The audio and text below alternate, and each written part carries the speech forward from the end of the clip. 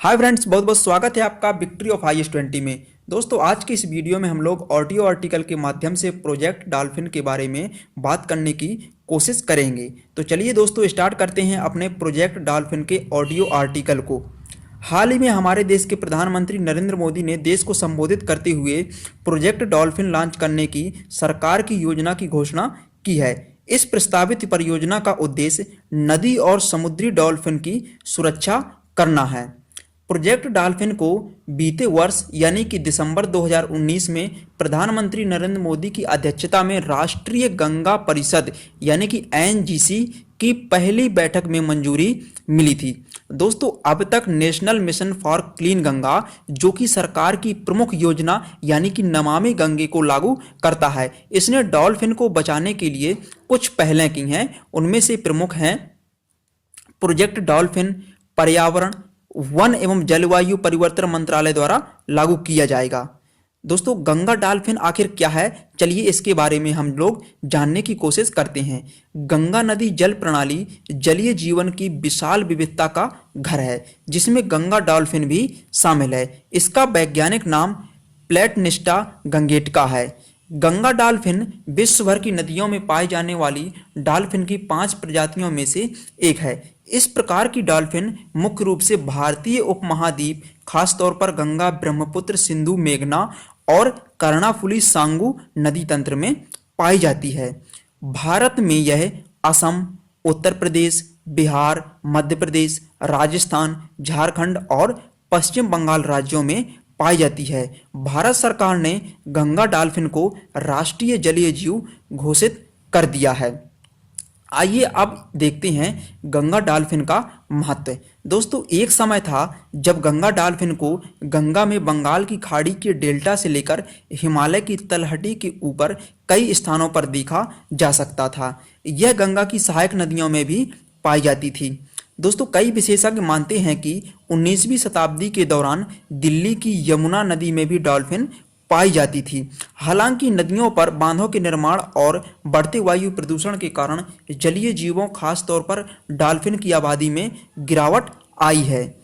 जलीय जीवों का जीवन नदी के पारिस्थितिक तंत्र के स्वास्थ्य का एक संकेतक है। चूंकि गंगा डॉल्फिन खाद्य श्रृंखला के शीर्ष पर है, इसलिए नदी के जलीय जीवन का संरक्षण सुनिश्चित करने के लिए गंगा डॉल्फिन की रक्षा करना बहुत ही आवश्यक है। चलिए दोस्तों, अब देखते हैं गंगा डॉल्फिन के समक्ष उत्पन्न खतरे के बारे में। आखिर गंगा डॉल्फिन के समक्ष कौन कौन से खतरे वर्तमान में मौजूद हैं। देखिए, जल प्रदूषण के रूप में एकल उपयोग वाले प्लास्टिक, औद्योगिक प्रदूषण, मछली पकड़ने वाले जाल, नदियों में गाद का जमा होना, तेल प्राप्त करने के लिए इनका शिकार करना आदि इनकी उपस्थिति को प्रभावित करने वाले प्रमुख कारक हैं। नदियों पर बने बांध भी इनकी वृद्धि को प्रभावित कर रहे हैं, क्योंकि ये संरचनाएं पानी के प्रवाह को बाधित करती हैं। अब देखते हैं गंगा डॉल्फिन की वर्तमान स्थिति क्या है। हालांकि इस संबंध में कोई सटीक आंकड़ा उपलब्ध नहीं है, किंतु विभिन्न अनुमानों से पता चला है कि भारत में गंगा डॉल्फिन की आबादी लगभग 2500 से 3000 हो सकती है। अतः गंगा के बढ़ते प्रदूषण के कारण जलीय जीवन पर इसका खासा प्रभाव पड़ा है। खासतौर पर डॉल्फिन की संख्या में कमी देखने को मिली है।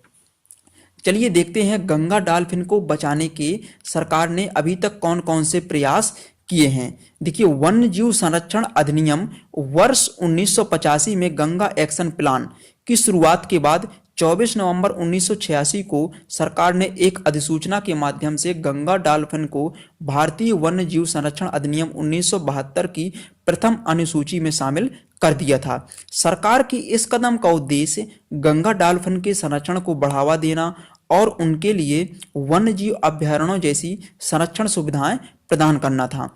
उदाहरण के लिए बिहार में विक्रमशिला गंगा डॉल्फिन अभयारण्य की स्थापना इसी अधिनियम के तहत की गई थी।